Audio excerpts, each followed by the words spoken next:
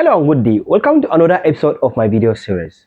Crypto enthusiasts, today we're going to talk about something incredibly important. Crypto education for kids and teens. Yes, I know some people may think it's too early to start learning about the exciting worlds of cryptocurrency. You're asking why? Yes, it's never too early to start learning about the exciting world of cryptocurrency. Starting early helps you know how everything works. This is another step to help you guard yourself against scam in crypto space. Step number 1, simplifying the concept. When teaching kids and teens about crypto, it's crucial to simplify the concept. Explain what cryptocurrencies are, how they work, and what are the relevant in terms they can understand.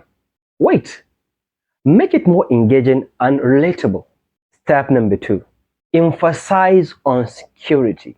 Stress the importance of security. Teach them about creating strong passwords, enabling 2FA, and recognizing common online tricks like phishing.